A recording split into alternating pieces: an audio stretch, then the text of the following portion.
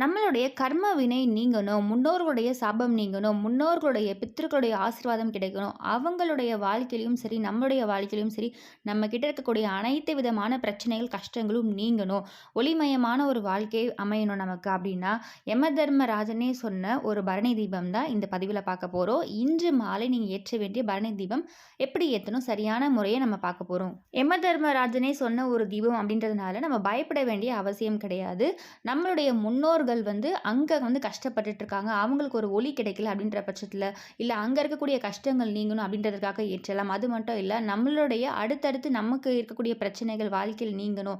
இப்போ ஒரு சிலருக்கு ஒரு டவுட் வரும். நம்முடைய முன்னோர்களுடைய கஷ்டம், நம்மளுடைய முன்னோர்களுடைய சாபம், கர்ம வினை தான் நம்மளையும் தொடரும். சொல்லுவாங்க பார்த்தீங்களா? பெத்தவங்க செய்த பாவம் பிள்ளைகள் தொடரும்னு சொல்லிட்டு, அந்த மாதிரி ஒரு சில விஷயங்கள் தொடர்ந்து வரும். ஸோ அப்ப அது எல்லாமே நீங்களும் நமக்கு நம்முடைய கஷ்டங்களும் நீங்கணும். அவங்களுக்கும் ஒரு ஒளி கிடைக்கணும் அப்படின்ற பட்சத்தில இத நீங்க செய்யலாம். அதே மாரி நமக்கும் நம்மளுடைய அடுத்தடுத்த சந்ததிகளுக்குமே பார்த்தீங்கன்னா, நல்லது நடக்கணும். நமக்கும் அந்த இடத்துல எந்தவித கஷ்டமும் இருக்கக்கூடாது. நமக்கு ஒரு நல்ல ஒளி கிடைக்கணும். அந்த கஷ்டங்கள் எல்லாமே நீங்கணும் அப்படின்றதுக்காகவும் இத நம்ம செய்யலாம். இந்த மாரி நெறைய விஷயங்களுக்காக இந்த பரணி தீபம் ஏற்றுவோம். ஸோ நாளை தினம் திருக்கார்த்திகை தீபம். அதுக்கப்புறம் நம்ம 3 நாள் ஏத்துவோம். அந்த தீபம் தனி. இது பரணி தீபம் அப்படின்றது தனியா நம்ம ஏற்றுவது. ஸோ ஆல்ரெடி நீங்க பரணி தீபம் ஏற்றிட்டு இருக்கீங்க அப்படின்னாலும் சரி, இந்த பதிவ பார்த்துக்கோங்க. இன்றைய தினம் நம்ம ஏற்ற வேண்டிய சரியான நேரம் இதெல்லாம் டீட்டெயிலா பதிவுல பார்க்கலாம். அதுக்கு முன்னாடி இதுவரைக்கும் பிரணவ் சமையலை சப்ஸ்கிரைப் பண்ணாத ஃபர்ஸ்ட் டைம் பார்க்குறீங்க அப்படின்னா மறக்காம சேனலை சப்ஸ்கிரைப் பண்ணிக்கோங்க. பக்கத்துல இருக்க பெல் ஐகானை கிளிக் பண்ணிக்கோங்க. ஸோ நம்ம போடுற ஆன்மீக தகவல்களை நீங்க மிஸ் பண்ணாம பார்க்கலாம். நோட்டிஃபிகேஷன்ஸ் வரும். இந்த தீபத்தை யம பாதகம் நீக்கும் பரணி தீபம் அப்படின்னு சொல்லலாம். நம்ம ஒவ்வொருவரும் செய்யக்கூடிய செயலுக்கு ஏற்ற மாதிரி நம்ம இறந்த பிறகு நன்மைகளும் தீமைகளும் யமலோகத்தில் வழங்கப்படும். இது நம்ம எல்லாருக்குமே கேள்விப்பட்டிருப்போம். அதே மாதிரி நம்முடைய முன்னோர்களும் அதே மாதிரி தான். யமலோகத்தில் நம்முடைய முன்னோர்கள் கஷ்டப்படுறாங்க அப்படின்னா அதுவுமே நம்மளை சேரும். அந்த பாதிப்புமே நமக்கு சேரும் அப்படின்னு சொல்லுவாங்க. அப்போ முன்னோர்கள் செய்த பாவமும் நம்ம சேரும் அப்படின்னு சொல்லி அதை தான் அந்த பழமொழி அப்படியே சொல்ல ஆரம்பிச்சாங்க. முன்னோர்கள் செய்த பாவம் உங்களை சேர்ந்திருக்கு அப்படின்னு சொல்லிட்டு. ஸோ இந்த முன்னோர்கள் செய்த பாவத்தோட விளைவாக நம்மளுடைய கஷ்டங்கள் தீரணும், நமக்கு நல்ல வாழ்க்கை அமைய ஆரம்பிக்கணும், கஷ்டங்கள் தீரணும் அப்படின்றதுக்காகவும் இந்த தீபம் நீங்க ஏத்தலாம். அது மட்டும் இல்லாமல் நமக்கும் நம்மளுடைய சந்ததிகளுக்குமே பிற்காலத்தில் வரக்கூடிய கஷ்டங்கள் எல்லாமே நீங்கணும், விலகணும் அப்படின்றதுக்காகவும் நீங்கள் ஏற்றலாம். அதுலேயும் குறிப்பாக பரணி தீபம் அப்படின்றது பார்த்தீங்கன்னா, யமலோகத்தில் யம தர்மராஜனால் வழங்கப்படக்கூடிய கஷ்டங்கள் விலகிறதுக்காக ஏற்றக்கூடிய ஒரு தீபம் தான் இந்த பரணி தீபம்.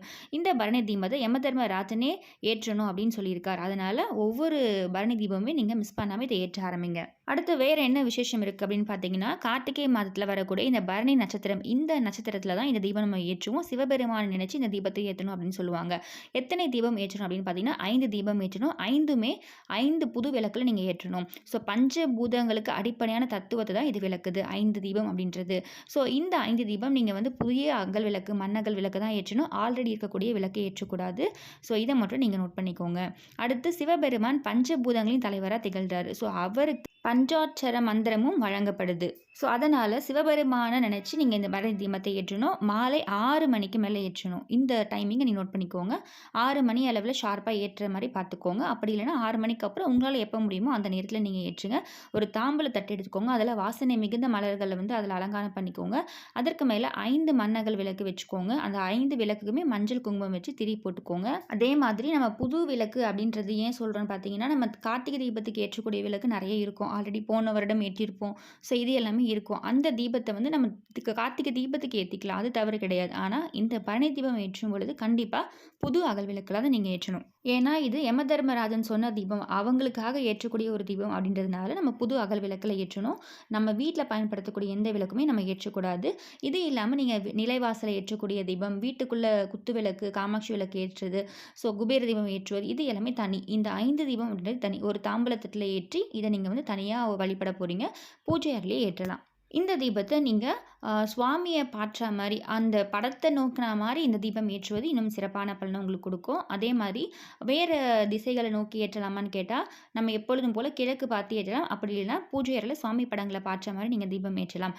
பஞ்சுத்திரி போட்டு சுத்தமான நல்லெண்ணெய் அப்படி இல்லைன்னா நெய் ஊற்றுவது சிறப்பு. முக்கியமாக பார்த்தீங்கன்னா இந்த பரணி தீபத்துக்கு நெய் தீபம் ஏற்றுவது ரொம்ப சிறப்பான பலனை கொடுக்கும். நெய் உங்களால் முடிகின்ற பட்சத்தில் சின்னதாக ஒரு குட்டி பாக்கெட் வாங்கிக்கோங்க.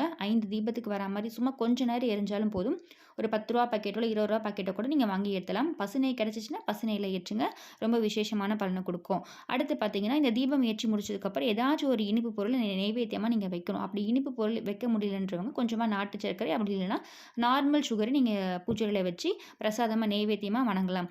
அடுத்து பார்த்தீங்கன்னா, ஓம் நமச்சிவாய அப்படின்ற ஒரு மந்திரத்த நீங்க ஒரு 108 முறை சொல்லலாம். அப்படி இல்லைன்னா ஒற்றை படல வரா மாரி ஒரு எண்ணிக்கையில நீங்க சொல்லி முடிக்கலாம். ஸோ இந்த மாதிரி செய்றதுனால நம்மளுடைய முன்னோர்கள் எமலோகத்தில யமதர்மராஜனால கஷ்டப்படுறாங்க அப்படின்னாலும் சரி, அது சரியாகிடும். அந்த கஷ்டங்கள் நீங்கும். அதே மாரி நம்மளுடைய முன்னோர்கள் ஆசீர்வாதமும் நமக்கு கிடைக்க ஆரம்பிக்கும். ஸோ நம்ம வந்து நம்மளுடைய பாவங்கள், நம்மளுடைய தண்டனை குறைக்கிறதுக்காகவும் இந்த தீபம் ஏற்ற ஆரம்பிக்கலாம். ஸோ இந்த 5 விளக்கு ஏற்றிட்டு, அந்த 5 விளக்கு நீங்க அதுக்கப்புறமா எடுத்து அடுத்தடுத்து யூஸ் பண்ணிக்கலாம். ஆனா, இன்றைய தினம் ஏற்றும் பொழுது மட்டும் புது அகல் விளக்கா பார்த்து ஏத்திக்கோங்க. பரணி தீபம் அப்படின்னாலே நெய் தீபம் தான். அந்த 5 விளக்குகளுக்கு மட்டும் நீங்க நெய் தீபம் வாங்கி ஏற்றுங்க. அப்படி முடியாத பட்சத்தில் நல்லெண்ணெய் ஏற்றிக்கோங்க. தவறு கிடையாது.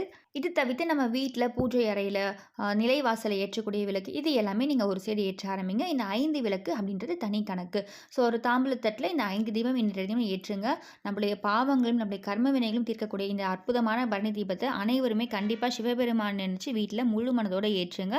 உங்களுடைய அனைத்து விதமான கஷ்டங்களும், கர்ம வினைகளும் குறைய ஆரம்பிக்கும். ஸோ கர்ம வினை அப்படின்றது பார்த்தீங்கன்னா, நம்ம தெரிஞ்சோ தெரியாமலோ போன பிறவில செய்த பாவங்கள், அதேமாரி பித்ரு சபம்னு சொல்லுவாங்க. பித்ருக்கள் வந்து ஏதாச்சும் நம்ம வந்து சரியா செய்யல, அவங்களுக்கு வந்து ஏதோ கஷ்டத்துல இருக்காங்க அப்படின்ற பட்சத்துல, ஸோ இந்த மாரி எல்லா விஷயங்களுமே நமக்கு வந்து இந்த பிறவில நமக்கு அது தெரிய ஆரம்பிக்கும். ஸோ அப்படி தெரிஞ்சோ தெரியாமலோ நம்ம செய்யக்கூடிய அனைத்து விதமான கஷ்டங்களும், பாவங்களும், நம்முடைய பிரச்சனைகளும், நம்முடைய கர்ம வினைகளும் தீர்க்கக்கூடிய ஒரு அற்புதமான தீபம்.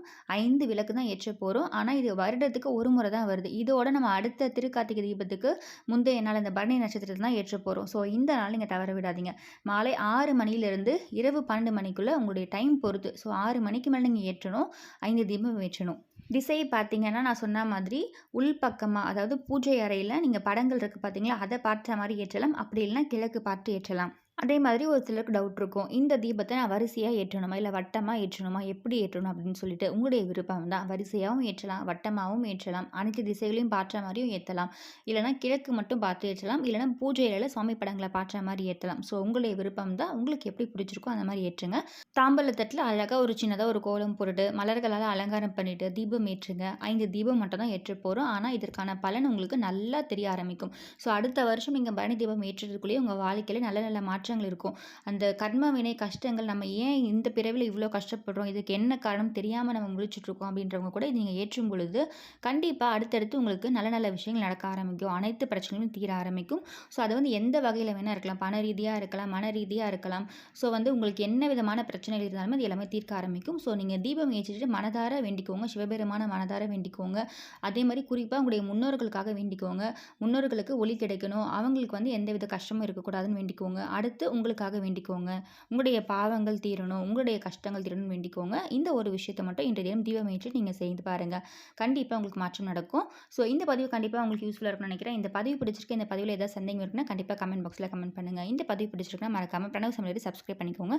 பக்கத்துல இருக்க பெல் ஐகானை கிளிக் பண்ணிக்கோங்க. ஸோ தட் நம்ம போற ஆன்மீக தகவல்கள் நீங்க மிஸ் பண்ணாம பார்க்கலாம், நோட்டிஃபிகேஷன்ஸ் வரும். மீண்டும் இன்னொரு நல்ல பதிவுல உங்களை சந்திக்கிறேன். நன்றி.